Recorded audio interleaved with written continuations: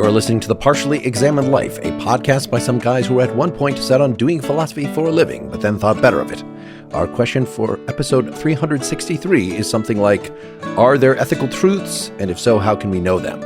We read Franz Brentano's lecture, The Origin of the Knowledge of Right and Wrong, from 1889. For more information about the text in the podcast, please see partiallyexaminedlife.com. This is Mark Linsenmeyer in Madison, Wisconsin, who in choosing the Twitter handle BigBalls2025 is exhibiting a preference with the character of rightness. This is Seth Paskin, carrying no innate moral principles in Austin, Texas. This is Wes Alwan, trying to live intentionally in Cambridge, Massachusetts. All right. So we're entering a new unit, you might say. We want to go back to ethics. We had Edith Stein on our list for a while. We also had a related one from Max Scheler. These are both early 20th century followers of Husserl in Germany, phenomenologists, so moral phenomenology. And it became clear that the Scheler was earlier than the Stein, and Stein refers to the Scheler. So I was like, all right, we'll do that first. Well, then I started the Scheler, and it referred to this lecture by Franz Brentano, who is the grandfather of phenomenology. If Edmund Husserl is the father of phenomenology, Brentano is the grandfather. I have his fat psychology book. I think we want to do that. It's probably as important as the William James psychology book that we spent quite a bit of time on from around the same period of time. He invented the idea of intentionality, the aboutness of, I don't know if he invented it, but he's the one that everybody refers to, the aboutness of mental contents, so that at least in general, you don't have a belief in Yeah, I think he did. He invented intentionality? Yeah. Wow, that's big. I mean, it's not intentionality in the sense of this was something I meant to do, but the aboutness of a mental state or a perception. Yes. Yeah, this is the guy. He was influential on Husserl, on Meinong, on a bunch of other people. This is the progenitor of all the intentionality and phenomenology stuff.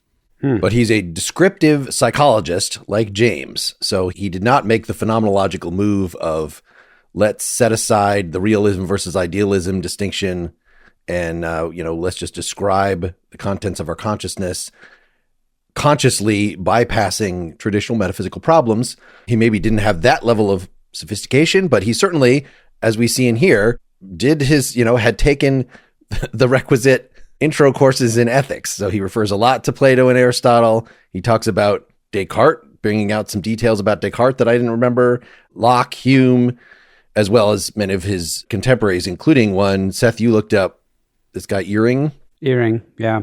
So Eyring was specifically a jurist or a philosopher of law or law theorist or what have you. And I think Brentano basically says his criticism and analysis of the notion of innate moral principles is correct, but he doesn't, ultimately finish off properly. But I looked him up, and he looked pretty interesting. He'd written some interesting books. Yeah, so he's going to, not to get into this too much, but like Eyring, he's going to reject the idea of innate moral principles up to a point. But as we'll see, he wants to say there is this in one sense, there's innate moral sanction.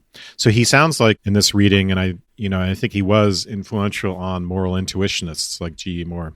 Ultimately, this sounds like what we're getting in this text is moral intuitionism. Which is not a new idea. In fact, I referred recently, and it's sort of been on my list to put forward, some of the British moralists. We've talked about Hume and Smith and their moral sentimentality, which is related to what we're talking about here. But whenever you have some sort of empiricists, you have some rationalists to go alongside them. So there are these guys, Samuel Clarke and John Ballguy, that I read at some point in this moral intuitionism, or the British moralists is this big multi-volume thing that I have from one of our UT lectures. And these guys thought that like fittingness was a fundamental thing. So you could just say, when somebody's nice to you, beneficence, gratitude is just the fitting response to that. And we just just like we know that 2 + 2 = 4, we know these just by rational intuition, you might say. I don't even know if they use that word. So I'm sure there's other things even further back in the history. Brentano doesn't refer to those specifically, but he is, he's sympathetic to where Kant was coming from, that Kant wanted to say, yes, morality is absolute and it's something we figure out by reason. It is objective, but it is not to be given merely in just observing that people have sentiments, which is how Hume and Smith wanted to found it, just to say even if it was the sentiment of, I believe, this just seems fitting to me. Where does that sentiment come from? Is it come from evolution? Does it come from social mores? Is it all just us making stuff up, as Rorty would later argue?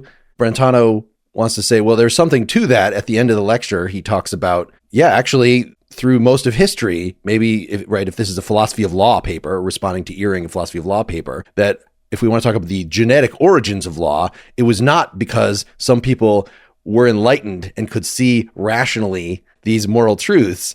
It was, much more people working for their self-interest and their gratification and these sort of selfish motives building up into something that approximated morality. And a lot of philosophers like Hobbes or Hume or something would just say, end of story. That's how we get morality. But he wants to say, that's the genetic fallacy. We actually don't, maybe our adherence to these moral truths is overdetermined, because there are these sort of evolutionary social things that are pushing us toward this, but there's also just this rational recognition that we have available to us. And that's, as I think this goes all the way back to Plato and the Republic, right? You brainwash the kids, you give them appropriate education, you lie to them, tell them the noble lie, and you get them in good habits. And then they're at the kind of people who can then open themselves up to the rational intuition. Yeah. He mentions Aristotle in that regard. We have to be habituated first. And in fact, if we're not properly habituated, then a true appreciation of the good, which is what's supposed to come after that, may be very difficult, or it may even be impossible. So he starts out and ends in the same way here, talking about the, as you're putting it, Mark, the genealogy of morality, right? The way in which just our animal instincts and impulses, our natural instincts and impulses, will lead us to behave in a certain way that will look ultimately like morality. And that includes some measure of altruism, which you see even in animals, but which can be explained in either humans or animals as something that arises because it's mutually beneficial, for instance. So it doesn't arise out of love of neighbor or love of God or an appreciation for the good. It's just very, very practical. So as he says in section 4, the earliest political laws supported by penal sanction were established without any feeling of right founded upon moral insight. And so, we can explain, we can give these causal stories of how morality develops in human beings, but that can't ever tell us why it is moral, how there is anything like objective morality. In fact, it makes it sound like it's not objective. It makes it sound like there must ultimately be no such thing as morality, because we need to be able to say, for any given ethical statement, right, if murder is wrong, we can't just tell a story about, through evolution and this and that, this is how we came to believe that, murder is wrong, even though we do it all the time anyway. But we need some objective ground for saying that murder is wrong. So it's the same sort of problem that people, that ethicists have always faced, and that Kant, for instance, had his particular solution to, the categorical imperative. But I think Brentano doesn't think that imperative can work, right? So we're going to get intuition, and it does sound very Platonic in a way. We're going to get moral intuition replacing that. And to me, it does sound, I don't know of anyone earlier who thinks of it in just this way. I think it's quite different from people like Hume, and certainly different from Kant.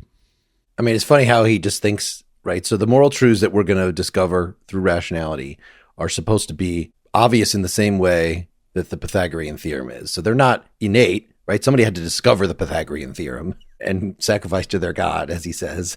But they're supposed to be obvious. So it is things like, and he mentions some things from Aristotle at the beginning of the Metaphysics, everybody desires to know. So this sounds, right, given that it's Aristotle, like it's going to be teleological. It's going to be the internal logic of a process or faculty or even a being is such that it points in a certain direction. So if one of these fundamental moral truths is, it's not just if one society says, we love knowledge, we just love getting knowledge, and another society says, no, we love ignorance. We wouldn't just say, well, different strokes for different folks. We wouldn't just say it's like taste in ice cream. We would say one is just obviously wrong. There's something, and he doesn't really tell us a lot more than that. I want to say there's something about the logic of knowledge itself that pushes toward greater revelation, so that this is just unquestionably a good, and better than ignorance. So it's these fundamental, very obvious things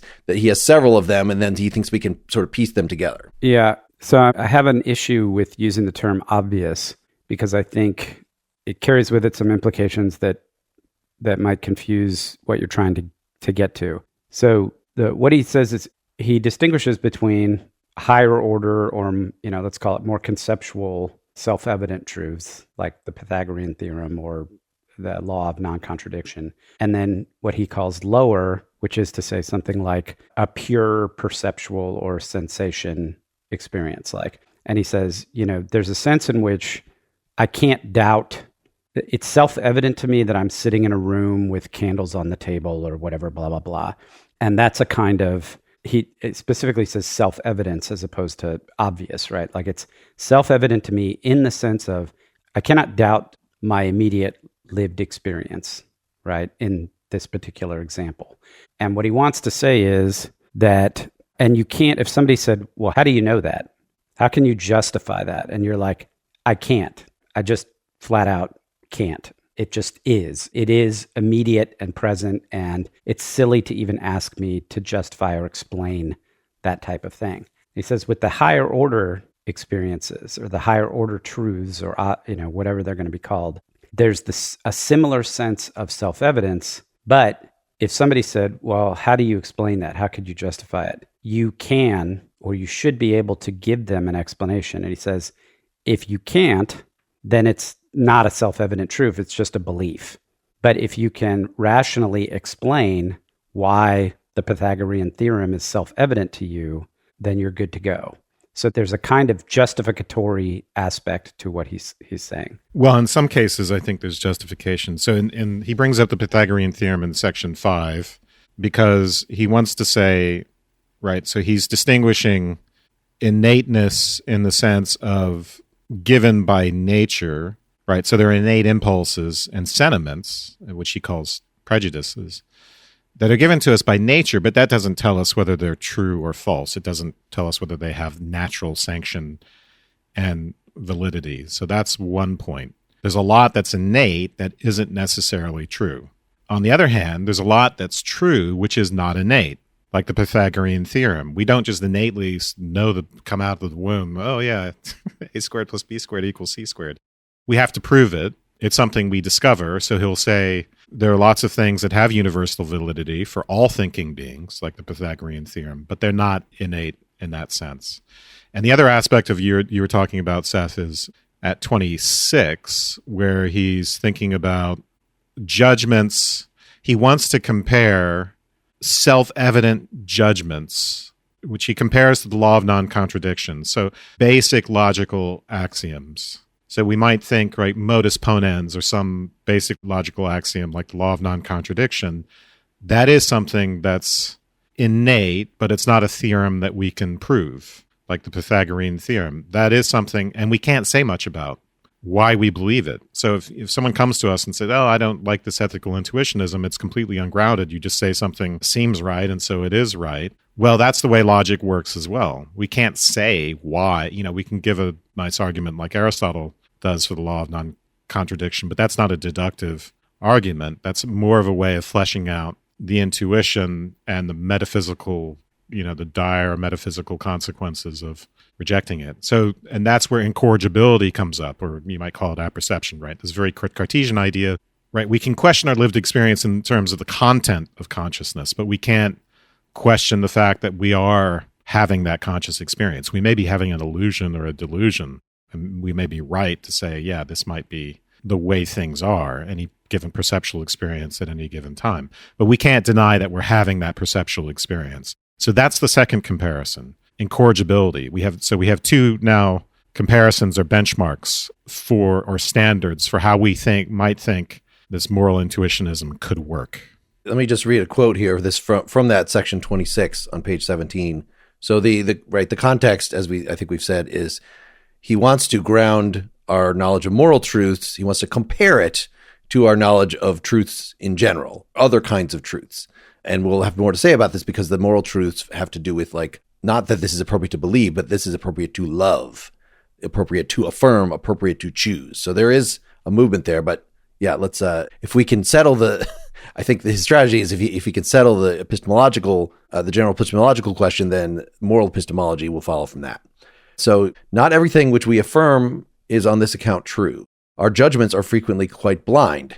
Many a prejudice which we drank in, as it were, with our mother's milk, presents to us the appearance of an irrefutable principle. To other equally blind judgments, all men have by nature a kind of instinctive impulsion, as for example, in trusting blindly to the so-called external impression or to a recent remembrance, right? So Thomas Reid that we just read said, yes, these are instinctual and they're as high as you could get. But Brentano wants to say, no, these are what you were calling, Seth, the lower. They're merely, we don't have the proper kind of defense of them.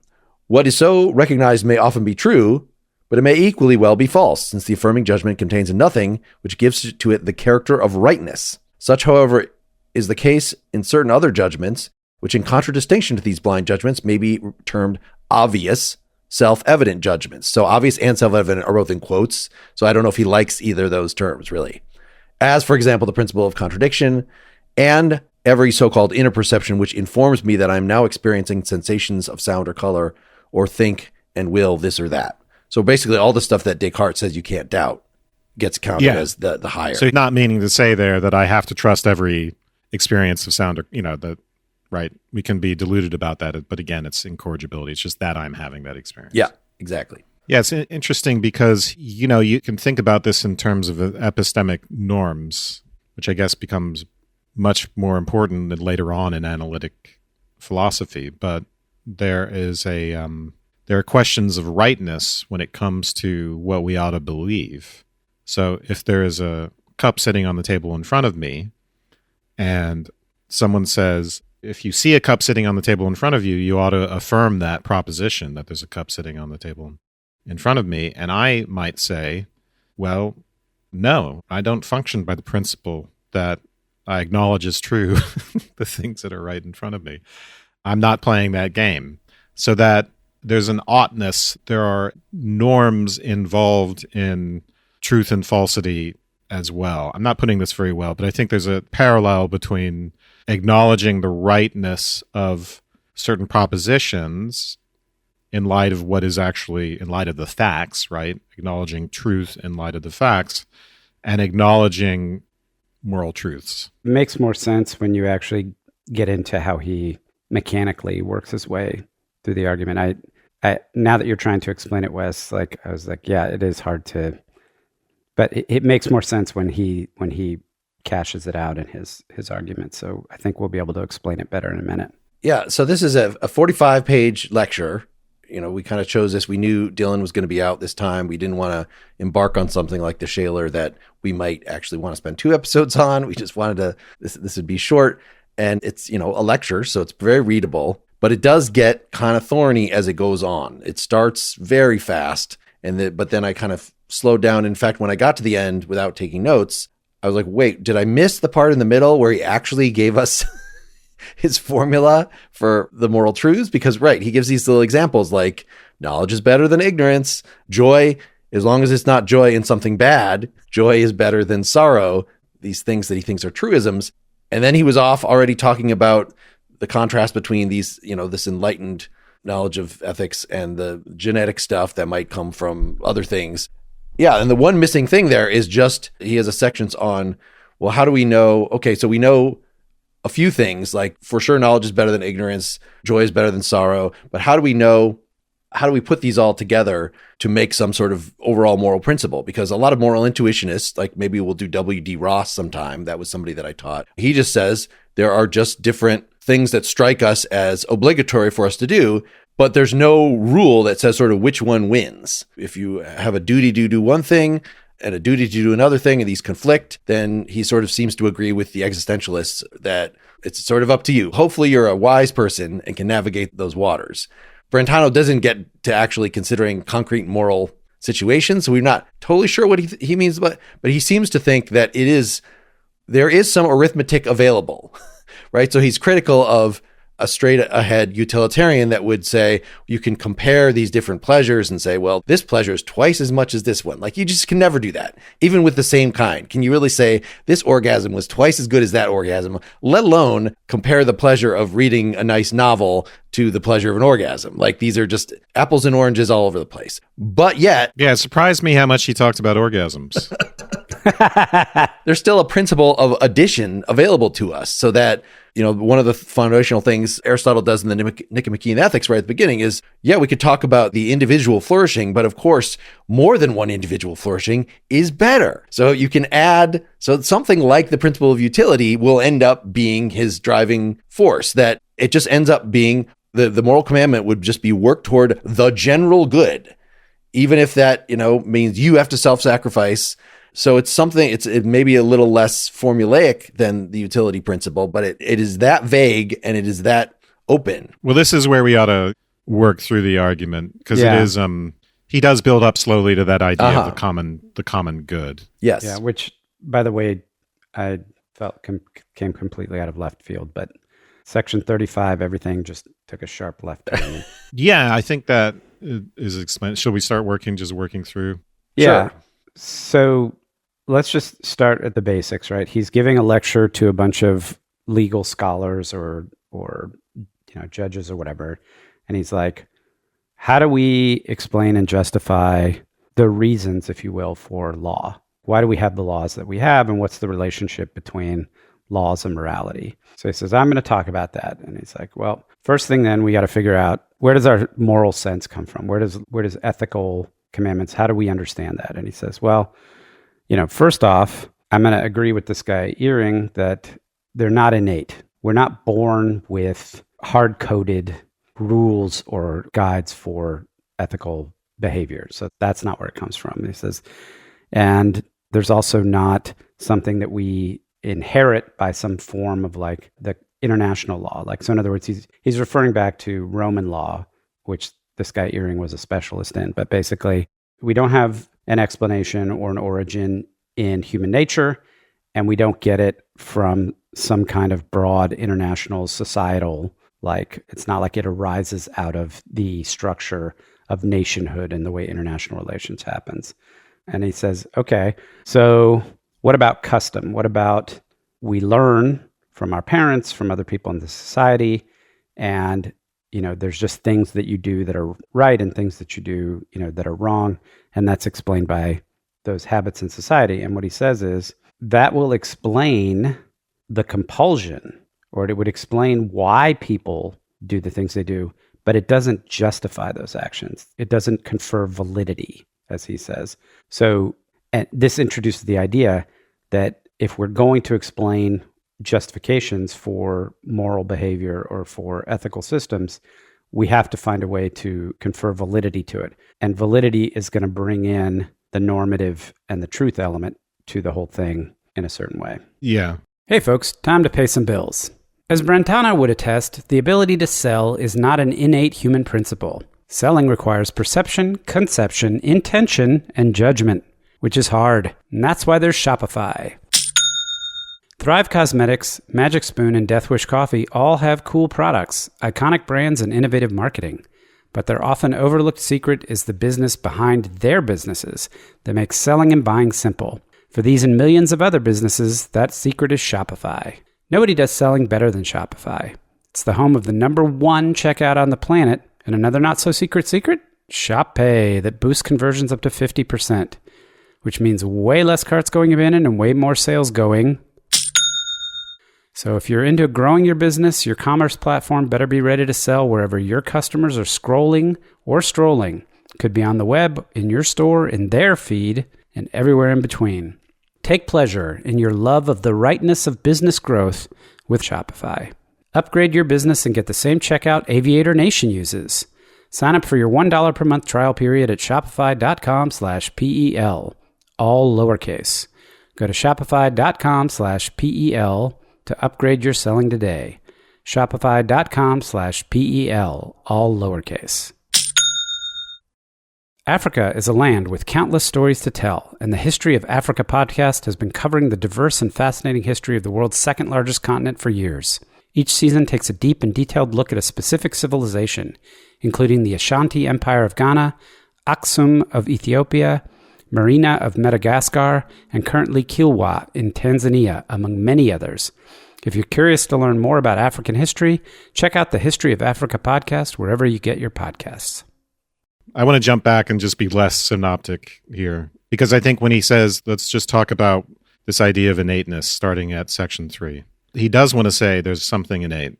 So he says innateness in section 3, he says it can be either mean given by nature, or it can mean something that's binding in virtue of its nature. I mean, ultimately, he's going to say we're going to accept innateness in the sense of 2, but reject it in terms of 1, right? Because ultimately, what's innate in the sense of given by nature, that's just instinct. That's just our innate impulses. And we're not going to explain morality in terms of innate impulses. We're not going to explain it in terms of people's obedience to culture. In section 5, he wants to say that there is a moral truth that's independent of culture. It's independent of religion and politics and social authority and time and place. It's universally valid for all thinking beings, but it's not derivable from our innate, right, sentiments. It's not, you can't just say, let's, look at natural human empathy and say, okay, we can derive moral sanction from that. And it's ultimately, all of this is another way of saying that we can't derive moral sanction from any form of authority, whether it's the natural authority of, right, just the way things are evolutionarily or in our nature, from political authority, you ought to do this, you ought to do that, therefore it's right, or even God's authority, ultimately, it turns out, right? This is like a Euthyphro problem. Things aren't right because God says it's so either. They are right because they are right. And one other note here is that even goes for something like conscience. I think some people think that the way conscience works, that we can, in some sense, explain the psychology of moral behavior in terms of thinking that people are afraid of the pangs of conscience. But if they were, if our ethical feeling were just about feeling afraid of the pangs of conscience, that would just be like being afraid of punishment from an external authority. And it wouldn't have that peculiarly ethical feeling, right? Guilt isn't just any sort of pain, and fear of feeling guilty isn't like fear of the crack of the whip. There's some real sense in which we've internalized these sentiments so that the authority of conscience comes not from its sting, but from the fact that we recognize the rightness of the things that we might feel guilty about. And I think that's a very important point. And it goes along with Hart. I said in our pre-conversation chat, this is very similar to Hart, see our episode on the philosophy of law, where we can't understand acceptance of norms as such in terms of simple obedience to an external authority, whether we think of that externalness as divine, as political, or even in some sense as psychological. Yeah. So I appreciate you disambiguating that a little bit. The notion, there's the two senses of innate here are the difference between being innate in the human being and being innate in the external thing, the act or whatever, because the phenomena, whatever, however we want to characterize it. It's like, so we don't have innate moral principles. We're not born with them where we somehow have to remember them, right? That they're coded into us and that we just evolve and we discover them, so to speak. But we don't naturally understand the rightness of something or know that it's right to love this and wrong to love that. But what's lovable in itself is naturally lovable. It's just that we don't naturally have that impulse necessarily. But yeah, right. Go ahead. And no, but that's the point, is that the concept of innate here is the thing that is lovable is innately lovable. It is something in that thing itself, not what it's good for, not how it's situated, not how it stands in relation to other things. There's something innate in the thing that is lovable or desirable or good or whatever. And that's where the innateness lies. And because it's external to us or separate from us, and because you have this notion of intentionality that underlies this, right, is that for him, ethical recognition is going to involve something other than just an emotional reaction or a conceptual thing, it's going to involve a kind of judgment, because you have to recognize, you have to see the rightness in the thing, which requires cultivation of judgment and various other things. One connection, I found it helpful to import G.E. Moore's later formulation about moral intuitionism, that whenever you're considering a possible source for the sanction of morality, like it is commanded by God, it is something all societies agree on, it is, I just can't avoid, I have an impulse that I just can't avoid loving this thing, affirming it, choosing it, that you could still ask of that choice, of that command from God, of that convention, but is that good? Is that the right command? Could we be wrong about this? And it's just, yes, so it's an acknowledgement that any of these sources, though hopefully many of them line up and do recommend what is in fact good, right? So the other part of that, it's not that God creates good by commanding something, but God does command the good because God knows everything and God knows that that's good. So hopefully these things conform, but we just have no guarantee. And another thing that was problematic for me, though, was thinking about Williamson that we did recently, is for Williamson, knowledge, and thus knowledge of the good, would be externalist. There's nothing about the feeling of a belief or the feeling of a sentiment that could give it the sanction in itself, because it's always just an objective matter whether it actually corresponds with the facts or not, whether right? We want to be fallibilists about it. We want to say that this, even something that I think is just obviously worthy of love, maybe I could be wrong about. But Brentano does not accept that. He thinks that he does not. In fact, there's a footnote about his theory of truth that says, look, yes, of course, it is raining is true if and only if it is in fact raining.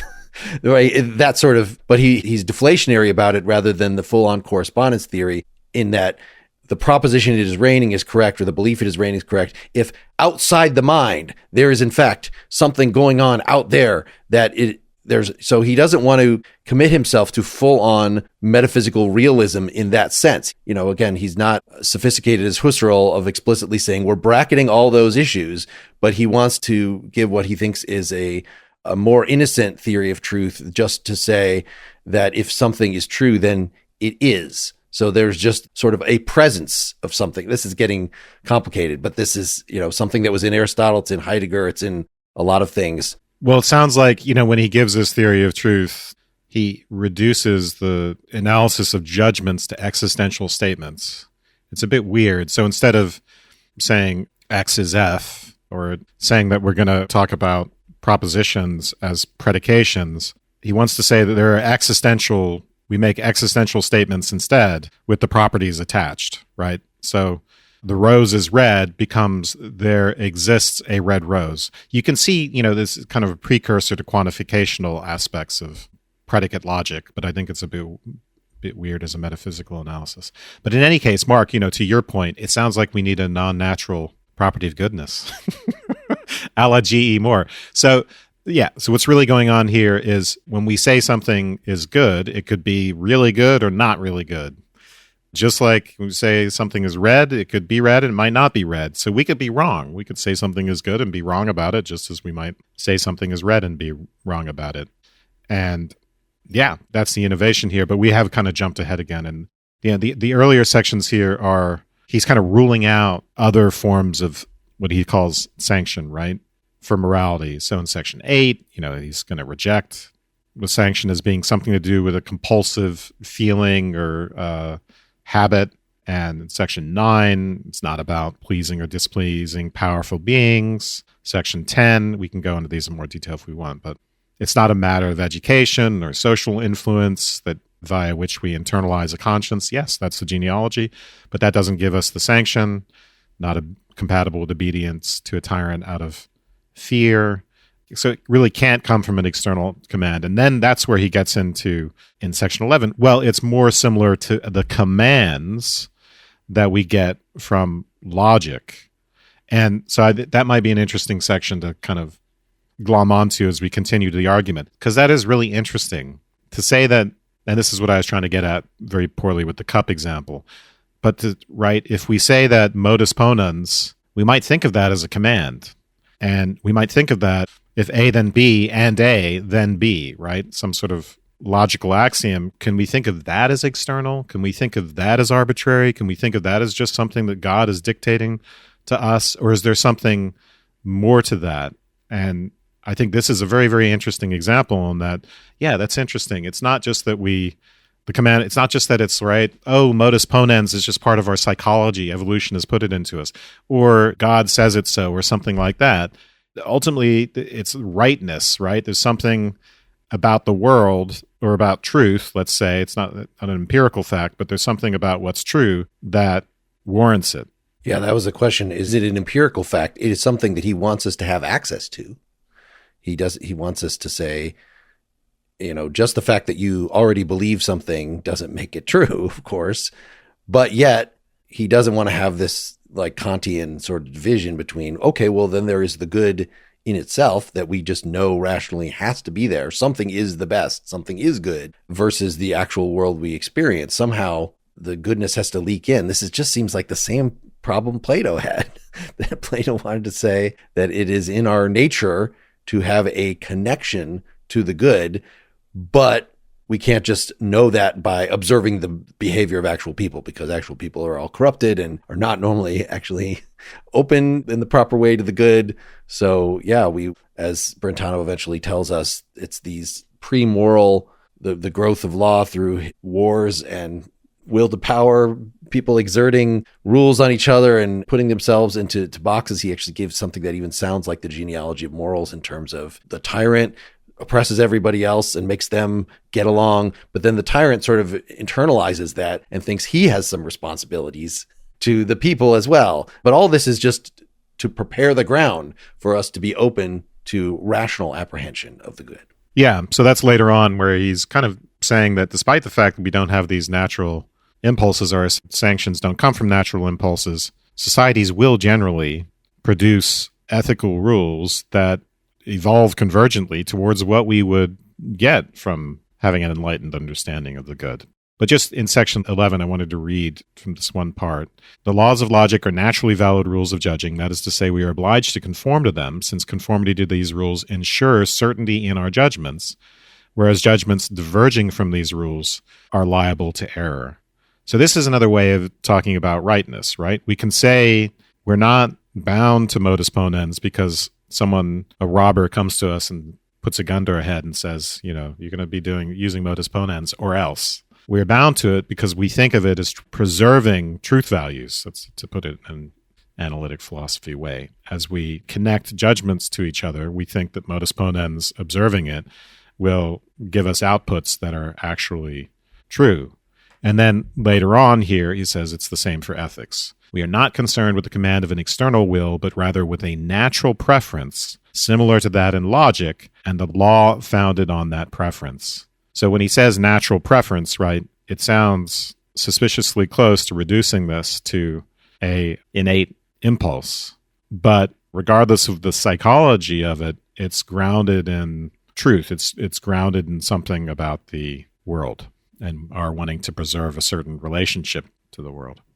Yeah, there's an intrinsic superiority, an inner superiority which distinguishes the moral from the immoral will. This is section 12. Yeah, inner correctness. So yeah, this is important to try to understand this. Because I like the idea, it almost sounds pragmatic, the part you read from 11, that the laws of logic are valid because we want to avoid error. And that has very practical consequences. And so these moral precepts are going to be legitimate because we want to avoid moral error. But what does that mean? Can we cast that out in non-moral terms? Because he doesn't want to just say if something hurts a lot of people, then it's immoral. Like he doesn't want to reduce the moral to the non-moral, right? That would be actually, yeah, the thing you quoted from G.E. Moore about a non-natural moral property is supposed to not just say it's not reducible to any kind of command or particular sanction. It's any other description in non-moral terms. So even if you say, the thing that brings the greatest pleasure and the least pain or something, well, how do you know that's good? So it's a broader thing than the point that Brentano's making. And I'm not sure that Brentano would go as far as Moore in that respect, because it seems like there is something comparable to error in logic in the moral sphere that we just everybody understands and we apprehends. Things don't work out for you. Again, I feel like this is from Aristotle, that, how you know that you're hitting the golden mean is because things generally work out better. If you're too foolhardy or you're too cowardly, then you lose the battle. So the hitting the golden mean in terms of bravery means you hit the mark, you succeed at what you're aiming at. But it does seem a little circular, because if the thing that we're aiming at is the general good, then this doesn't justify believing that the general good is the good. I mean, ultimately, we're choosing final ends, as he'll say later on, right? This is about saying what the good is, and knowing, for instance, to use his example, right? If I'm choosing between cannibalism and loving my neighbor, loving how he tastes and just loving him over there, that's the choice. How do I make that choice? And that is very confusing. I don't think we get a lot of guidance on that. We just have to be able to say, well, there's something in human beings that can be responsive to the good. We may not be born with it, but somehow we can get there and be responsive to it. But I don't think you can ultimately you can't, just like you can't give an argument for modus ponens, you're not going to be able to give an argument for these basic moral principles. Why is it better to not let the world burn? Yeah, some people would like that. It just is. You're not going to convince someone who is so distraught with the world that they just want to die. So this makes him sound, he's in the same era as Nietzsche, even though it doesn't refer to Nietzsche, and there's no evidence here that he read Nietzsche, but there's so much that seems connected. So here's what he says in section 12. He's going to say that, right, the sanction is not a matter of aesthetics. He's ruling out all these different possibilities. So, right, the Greek called the virtuous the to kalon, the beautiful. And that's true. The virtuous is the beautiful, but that's not our criterion. We don't figure out what's virtuous in terms of what's beautiful. And then he says, I do not deny that the aspect of virtue is more agreeable than that of moral perversity. That is, that it's beautiful. What I cannot concede, that in this consists the only and essential superiority of ethical conduct. It is rather an inner superiority which distinguishes the moral from the immoral will. So now we're talking about, he kind of switches back and forth between talking about ends and talking about the will, this, human faculty which makes choices of ends. And one end can be superior to another, but one act of willing, it's an intentional act, to use his language, he'll get into that, can be superior to another. So there's an inner superiority which distinguishes the moral from the immoral will, in the same way that it is an inner superiority which distinguishes true and self-evident judgments and conclusions from prejudices and fallacies. Yeah, Seth, what did you feel like about this move that he's made here to talking about truth rather than goodness, and are they comparable in the way he's arguing? Well, we've seen this before. I'm at a loss to try to remember who specifically we talked about this, but this feels very Greek, that ultimately ethical questions are epistemological questions, right? And, there's a sense in which this goes back to people don't knowingly do wrong, because he's trying to say the good, the recognition of the good involves an aesthetic component, yes, although that's not what confers validity. And there's, he's going to go on to say there's an emotional component to it, right? The sentiment component. But ultimately, what does confer the validity? Well, what confers the validity is the recognition. He says it did you already read the last paragraph of section 12? I don't think we read the very last one. Paragraph, no. So he's talking about the superiority of one particular act of will over another opposite character. So we're going to get to the point about will in a second, but essentially you're confronted with two things you can do. One is good and one is bad, let's just say. The superiority of the good one over the other one is the superiority of the moral over the immoral. And then he says, the belief in the superiority is an ethical motive. The knowledge of it is the right ethical motive, and the sanction which gives to ethical law permanence and validity. So ultimately, this is an epistemological account. He also weaves in why you would be motivated to do the good thing versus the wrong thing. But ultimately, the reason one is good and one is bad, and the reason that you recognize that, and it justifies and validates your choice in willing the good versus the bad, is ultimately a knowledge relation. Yeah, and he's going to come back to this several times, right? He's making a pivot here, and in 13, he's going to say, well, how can we know? How can we know what is right, willing, or what the good end is? And we'll say even Kant couldn't get that right. This categorical imperative was meant to provide a solution, but is really ultimately a superficial solution, according to Brentano. And then he'll make in 14 the pivot to saying, well, we need my phenomenology to figure this out. We need my descriptive psychology, my account of intentionality. And then that's what he's going to turn to. And he'll begin in 15 by describing... Yeah, that's the magic section. Yeah, this need for, well, first of all, to describe willing and its relationships to relationship to ends. Yeah. Let me just jump back a little. So that part you just read, Seth, at the end of 12, that's where my Williamson sense hit in. Like, yes, the belief in the superior is an ethical motive. The knowledge of it is the right ethical motive. Could it be that we just don't have knowledge of it? What makes it so that we're fallibilist or not fallibilist seems to be, is it in the realm of a mind-independent reality? Because we could always be wrong about that. Or is it in the realm of a conceptual truth, right? Something a priori synthetic, or however we want to put it. And I'm not sure where he comes down, because all the examples he gives, like in general, knowledge is better than ignorance. Well, yeah, we can know that without talking about anything in particular. But if we want to make a decision in a particular case, like I can know it is, again, I gave that example from Clark or Ball Guy of gratitude is the proper response, is the fitting response, is the beautiful response to beneficence or generosity. But that doesn't mean in a particular case, you observe something you think is an example of generosity, and so you are grateful for it. But what if it's not actually? You don't know what their real motives are. Maybe this is a bribe. Maybe this is a trick.